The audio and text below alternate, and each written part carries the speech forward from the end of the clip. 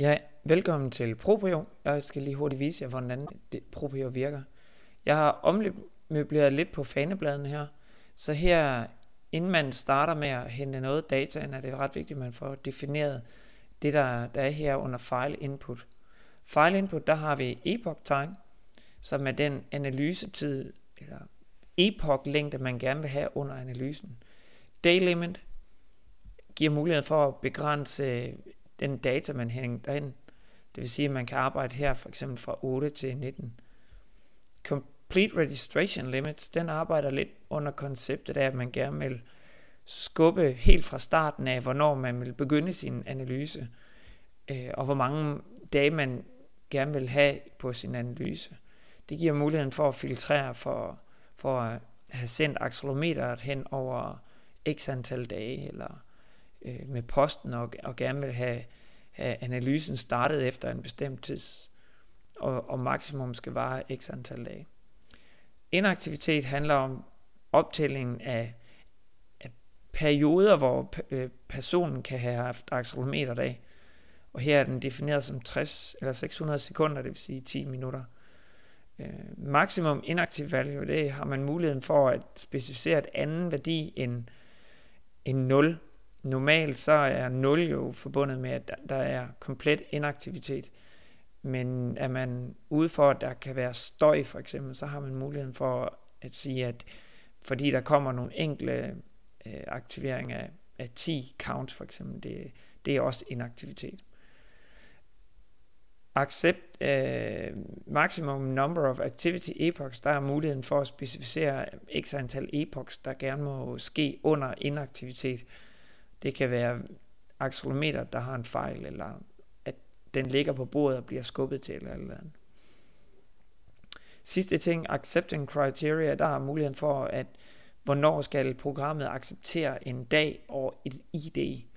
En dag er her for eksempel defineret, der skal være 8 timers aktivitet, og her minimum dage for at acceptere et ID, det vil sige, at der skal være 4 dage, hvor der har været 8 timers aktivitet, ellers bliver ID ikke accepteret.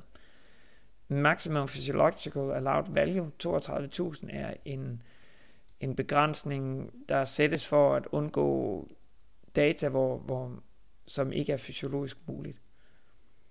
Når man først har specificeret alle sine værdier, så går man over på Project Files her, og hernede, der kan man så trykke enten Load Project og hente et helt projekt ind, specificere et bibliotek, og så tager Proprio selv og finder ud af, hvor mange filer der findes, og man kan også tilføje enkeltfiler. Filtypen herover, der er mulighed for at specificere auto, det vil sige, det er nye datafiler fra ActiGraph, og specificerer man auto, skal man helst gerne være sikker på, at det er nyere filer, som bliver hentet ind. Så kan programmet selv finde ud af, hvor mange kanaler der er, og hvad der ligger, og selv sortere tingene. Vi specificerer auto og prøver at hente nogle nye filer. Trykker Load Project. Så finder jeg lige det data, jeg gerne vil arbejde med her. Data fra Vester Skjerninge Skole. Og det programmet gør nu, det er, at den har fundet ud af, hvor mange filer der så ligger i biblioteket. Og så henter den så filerne ind efterhånden.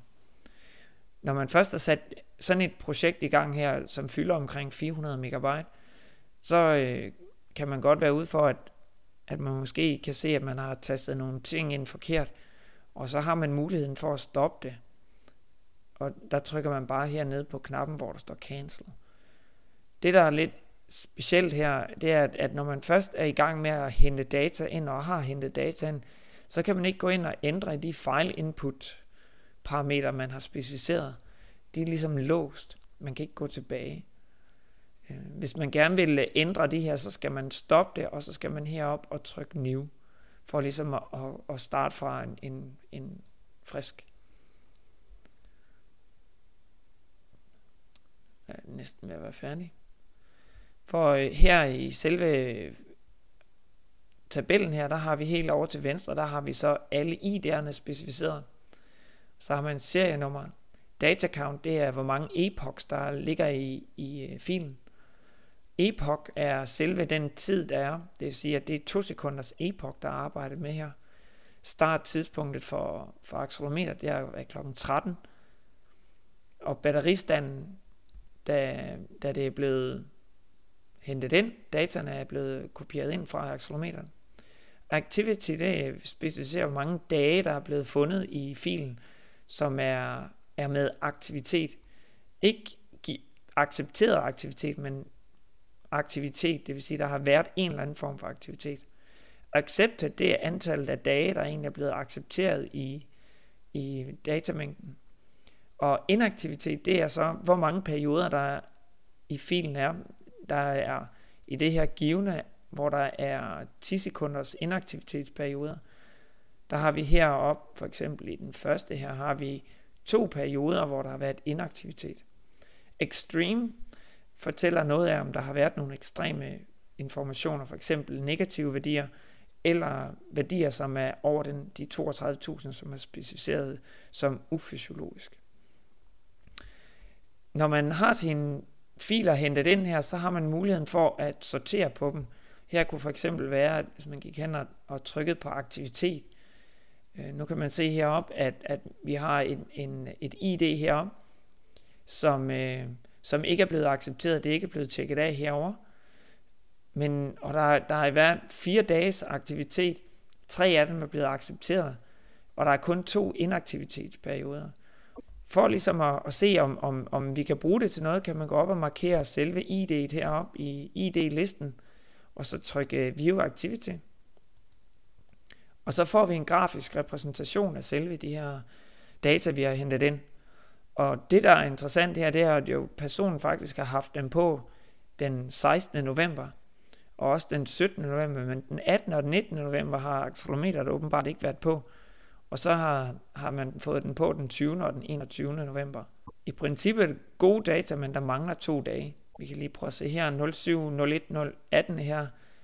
Se, der er 6 dage med aktivitet. Det er kun 2 dage, der er accepteret, så det ser lidt underligt ud. Og det kunne være interessant at se, om det er programmet, der ikke har. Men hvis vi kigger på det her, så kan man jo godt se, at den første dag, den er jo måske accepteret her. Der er en inaktivitetsperiode fra 17.30 til 18.30, hvor accelerometeret har været af. Den måde, man zoomer på her i billedet her, eller i grafikken her, det er, at man kan bruge sin mus her til at ramme den ting, man gerne vil zoome ind på. Og her har vi så fra 8 til 23 aften her, og kan se, at accelerometeret først er været på igen 14.50 eller noget i den retning. Vi zoomer lidt ekstra ind her. Så 14.50 er der ved at ske noget, og så har der været noget, der er tæt på en inaktivitetsperiode her, og så taget på igen taget af igen klokken 19.